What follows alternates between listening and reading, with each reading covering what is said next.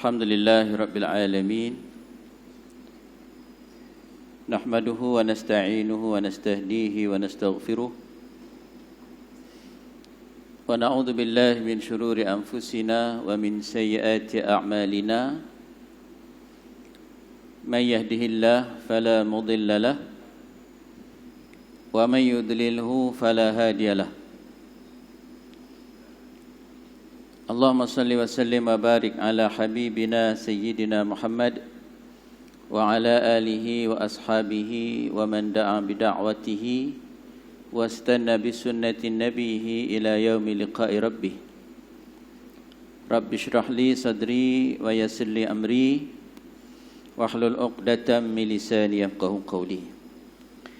Yang dikasihi Tuan Pengurusi Majlis, yang saya hormati Tuan Haji Jamaluddin, Pengurusi Jawatankuasa Qaryah Masjid Al-Muttaqin Taman Meru, serta barisan ahli-ahli Jawatankuasa Qaryah,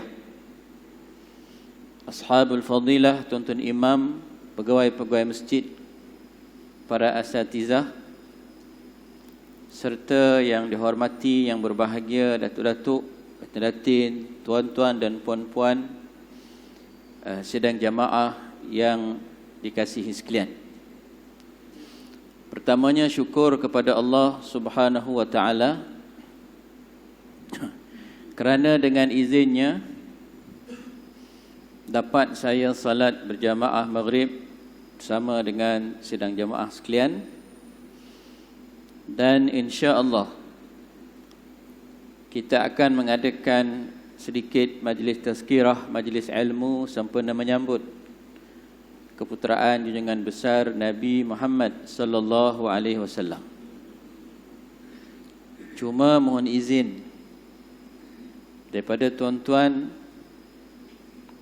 apalah kiranya sudi untuk menerima catatan buku kecil yang saya susun sendiri. Saya bawa 100 unit. Kalau ada yang tak cukup, dalam kereta saya ada 50 lagi. Boleh minta kunci dengan rumah saya di belakang. Saya ada bawa ekstra 50 lagi. Kok tak cukup. Dan ini adalah percuma untuk tuan-tuan. Sebab hamba-hamba Allah telah menaja buku ini untuk dibaca, untuk dimiliki oleh tuan-tuan dan puan-puan, datuk-datuk sekalian. Buku yang saya susun ini adalah, saya letakkan tajuk, ini buku kecil. Ini bukan kitab, tapi kutayib, kitab kecil. Hanya mengandungi 40 muka surat. Dan mengandungi hanya 20 hadis. Saya letakkan nama, tajuknya adalah 20 hadis menuju ke syurga. Dan Nabi SAW sangat berkehendak kalau boleh seluruh umat dia masuk syurga. Pernah diungkap oleh Nabi SAW dalam hadis, Nabi kata, kullu ummati yadkhulunal jannah. Seluruh umat aku masuk syurga.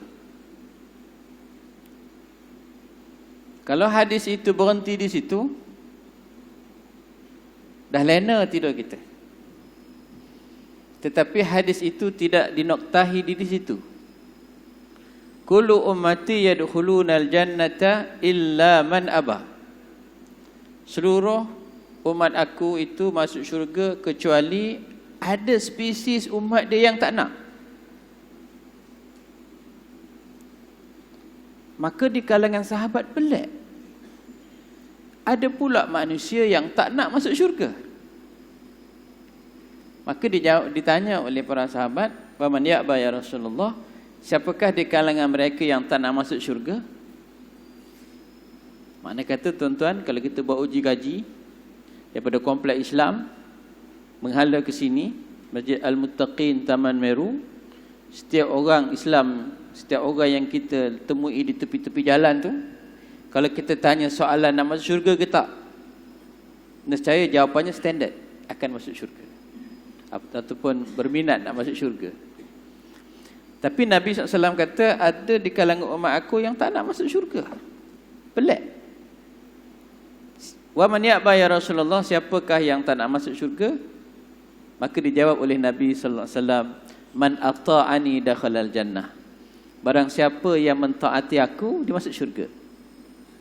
Wa man asani, barang siapa yang memaksiati aku, faqad aba. Orang ini sebenarnya tak nak masuk syurga. Tapi poinnya adalah Nabi sallallahu alaihi wasallam sangat berharap semua kita ini masuk dalam syurga Allah Taala. Jadi Datuk tuan-tuan dan puan-puan sekalian, maka saya mencoretkan dalam buku ini, kalau kita perasan di peringkat mukadimah lagi, menggambarkan apakah dorongan saya menyusun buku ni, buku kecil. Tuan-tuan sekalian, tiap-tiap tahun kita menyambut Maulidur Rasul sallallahu alaihi wasallam, bermaksud umur kita semakin lama semakin meningkat. Sepatutnya graf yang baik adalah semakin umur kita meningkat, semakin amalan kita meningkat. Gitu. Bukan umur kita meningkat, amalan kita jatuh. Tak. Sepatutnya umur kita naik, amalan kita naik. Sebab apa? Sebab kita mati besok. Bila kita mati menemui Allah Subhanahu Wa Taala, yang kita persembahkan kepada Allah bukan angka-angka nombor umur kita tu. Tak. Tetapi yang akan kita persembahkan kepada Allah adalah amalan-amalan kita. Yang dengan amalan itu, kita sangat mengharapkan Allah redha kepada kita dan Allah masukkan kita dalam syurga. Gitu. Jadi justru itu saya menyusun hanya 20 hadis. Yang 20 hadis ini, sekira-kira kita berusaha melaksanakannya, dia sudah mampu menyibukkan diri kita dengan ketaatan. Lebih perlu ketaatan itu kita sibukkan diri daripada benda yang sia-sia. Umur kita dia semakin meningkat. Penyakit kita semakin lama semakin bertambah.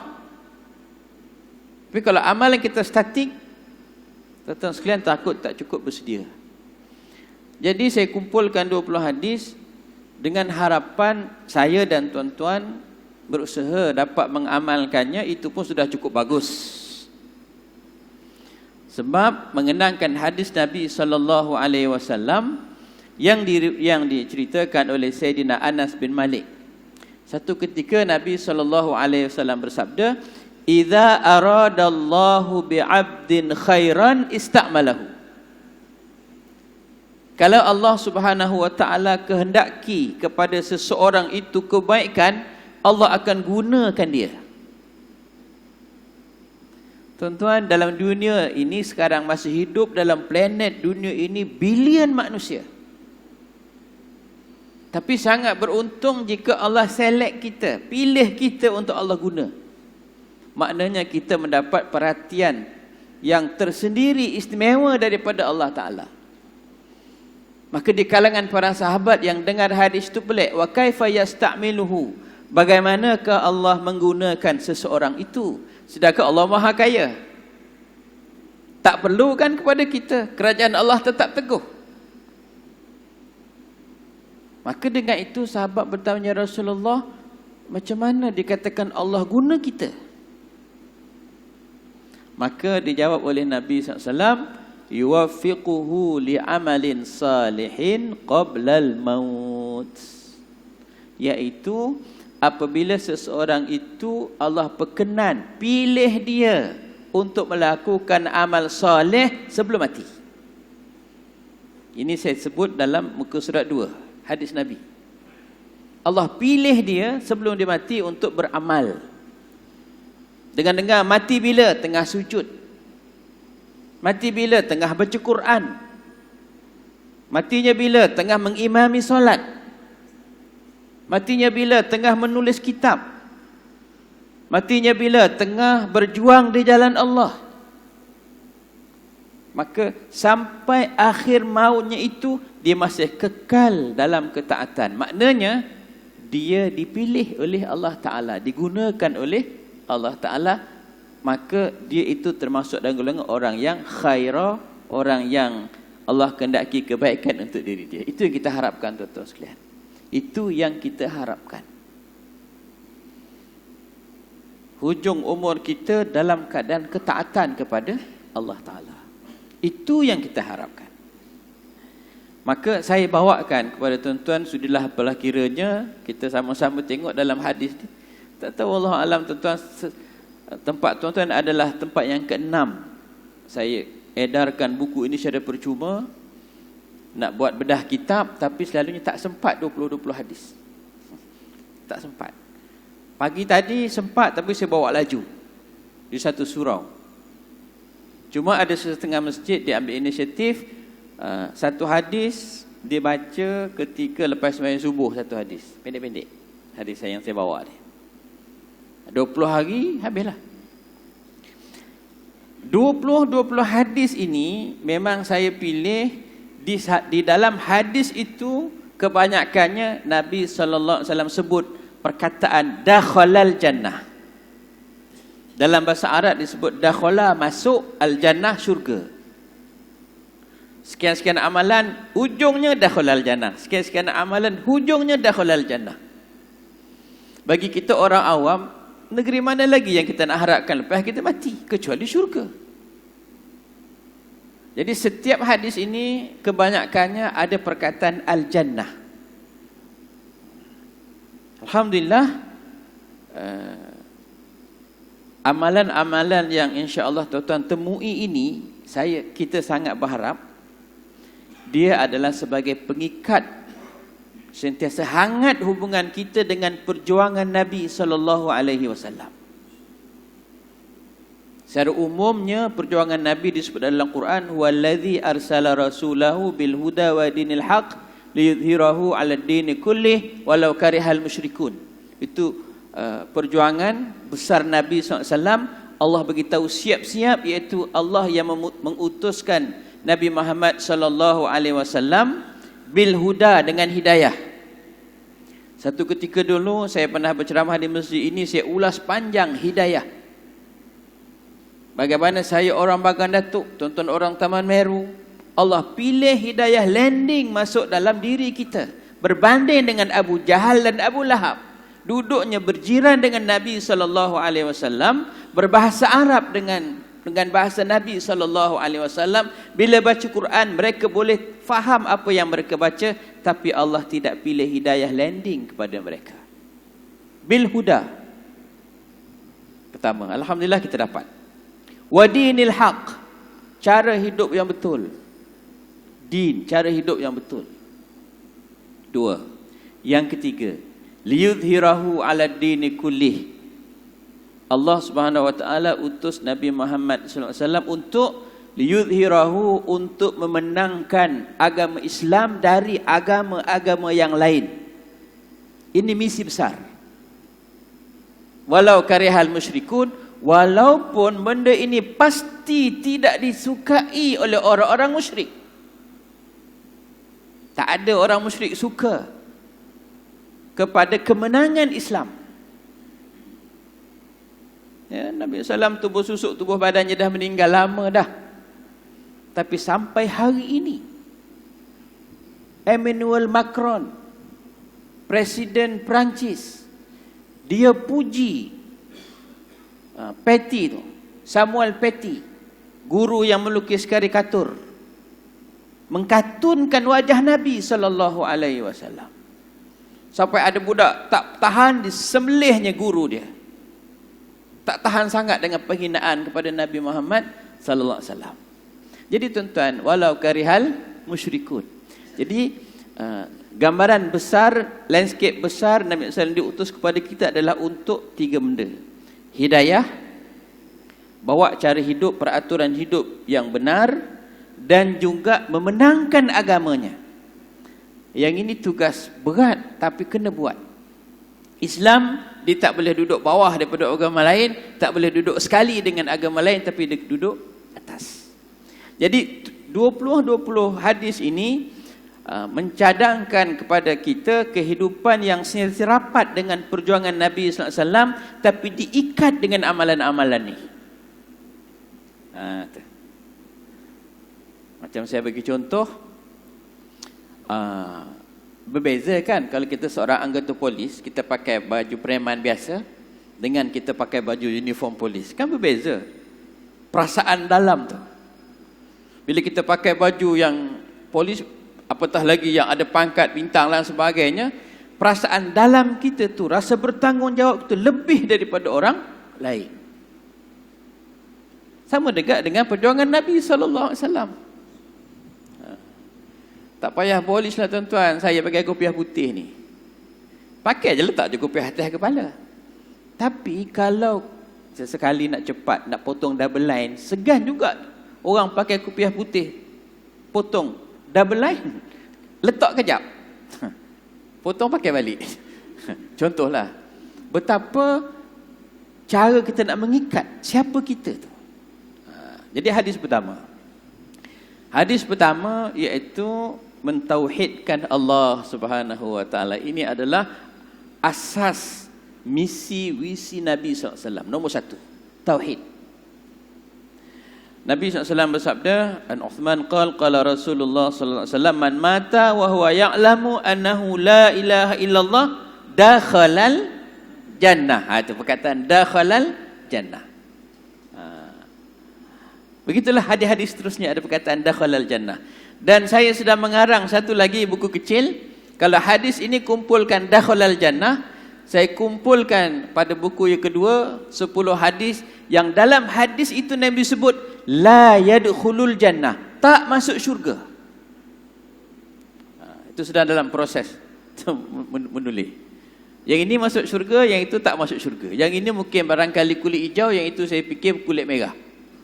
Bagi danger.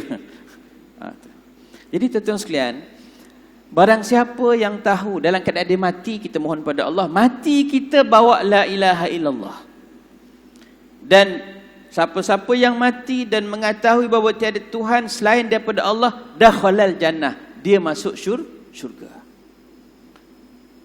Sebab itu mati-matian kita pertahankan kalimah la ilaha illallah pertama dalam diri kita.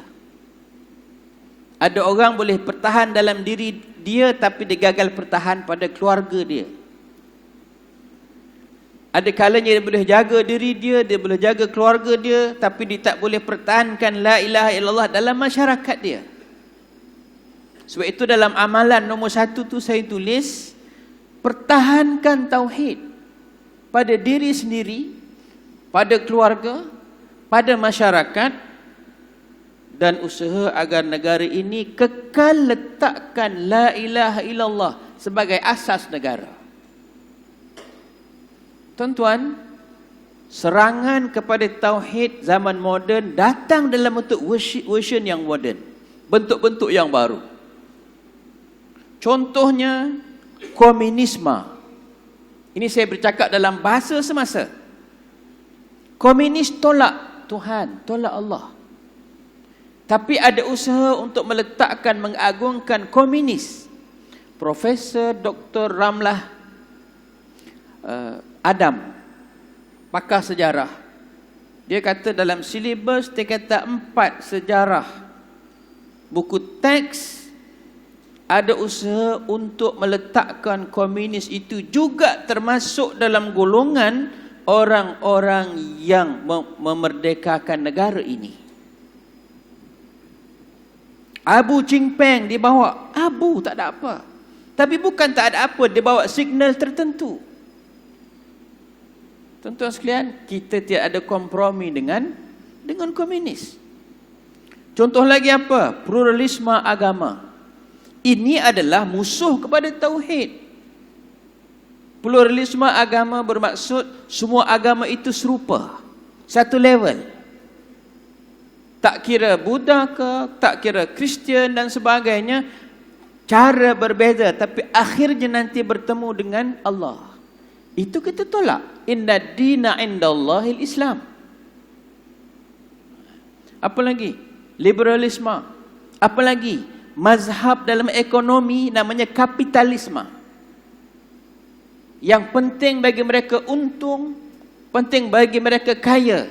walaupun sanggup curah bahan buangan kilang dalam sungai, beribu orang putus air, yang penting kaya.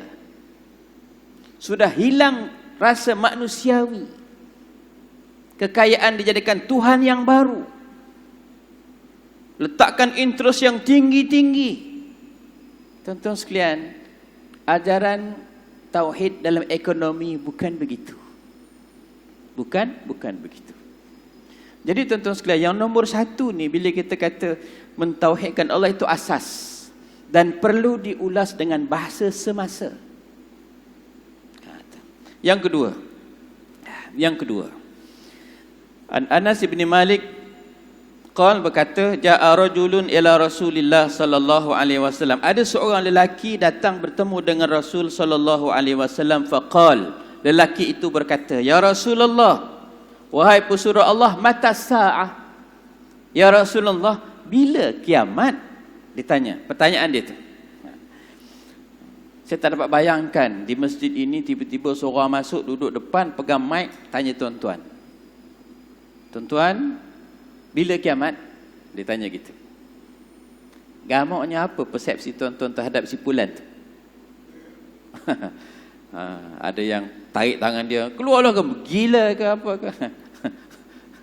Tapi Nabi SAW layan orang itu. Dalam hadis ini, Nabi kata apa? Wa ma'adata lisa'ah. Kamu tanya bila kiamat. Aku nak tanya balik kamu. Apa yang kamu sediakan untuk kiamat tu? Tu. Itu soalan kebat. Aras tinggi. Maka orang tu kata, qal hubballahi wa rasulihi. Yang aku sediakan untuk hari kiamat nanti adalah aku ini cintakan Allah dan Rasulnya. Itu yang kita berselawat tadi tu, untuk kita menyuntik cinta Allah dan Rasul. Kalau gitu kata Nabi SAW kata, qal fa innaka ma'a man ahbabta. Kalau gitu, besok kamu akan dihimpun dengan orang yang kamu sayang. Tuan-tuan, yang menceritakan hadis ni adalah Sayyidina Anas. Bila Sayyidina Anas dengar Nabi SAW jawab kepada lelaki itu, Sayyidina Anas kata apa? Selepas aku masuk Islam, tak ada kegembiraan yang klimaks lebih daripada aku dengar Nabi SAW kata gitu tadi ni. Bahawa seseorang itu nanti akan dihimpun sekali dengan siapa yang disayang, siapa yang dia cintai. Dan Sayyidina Anas kata, kalau gitu, dia declare, uhibbullah, aku sayang Allah. Wa rasulahu, aku sayang pesuruh Allah. Wa Abu Bakrin, aku juga cinta Abu Bakar. Wa Umar, aku juga cinta kepada Umar. Fa arju an akuna ma'hum, aku sangat berharap aku nanti mati dihimpun di padang mahsyar dalam syurga besok bersama mereka. Wa illam a'mal bi a'malihim, walaupun aku sedar siapa diri aku, amalan aku tidaklah setaraf dengan amalan mereka. Subhanallah. Tuan-tuan sekalian, tengok yang saya tulis dalam amalan tu, buku surat 5.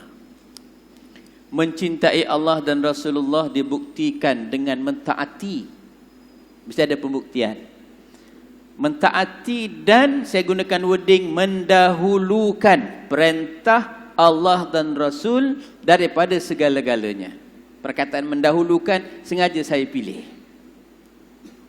Sebab kita boleh taat dalam suasana biasa, tapi tak kala bertembung dalam beberapa keadaan, kadang-kadang selalunya kita kalah.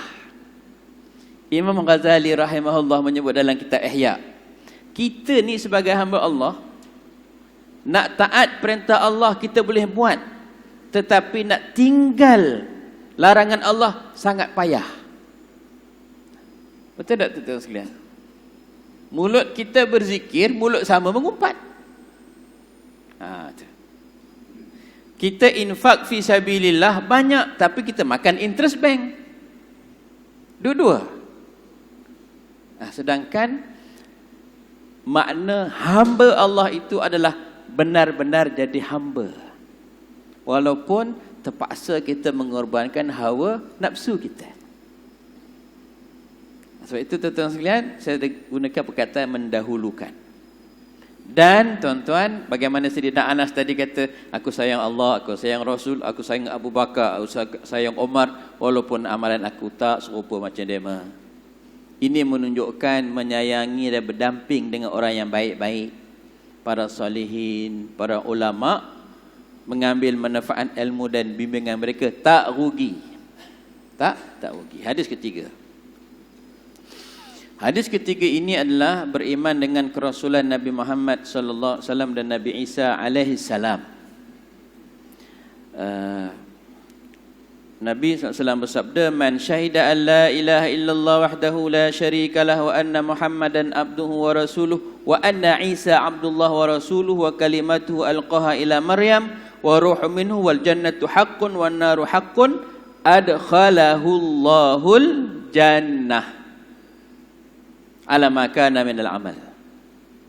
Barang siapa yang syahadah la ilaha illallah wahdahu la syarikalah, Muhammad itu adalah hambanya dan pesuruhnya, dan Nabi Isa itu adalah Abdullah, hamba Allah dan pesuruhnya, dan meyakini syurga itu benar, neraka itu benar, maka akan dimasukkan Allah ke dalam syurga. Yang ini tuan-tuan sekalian, barangkali tidak jadi masalah sangat kepada tuan-tuan, tetapi ada juga di kalangan para remaja kita yang termakan dengan diayah bahawa Kristianiti 3 dalam 1, 1 dalam 3 itu dibawa oleh Nabi Isa AS, sedangkan bukan. Nabi Isa AS bawa tauhid. Hadis yang keempat, hadis 1 sampai hadis 3 lebih benda dalam. Iman, akidah, benda dalam. Bermula dengan hadis 4, bermulalah beberapa amalan-amalan. Amalan-amalan ini barangkali kita buat dah biasa dah. Mudah-mudahan dengan kita membaca hadis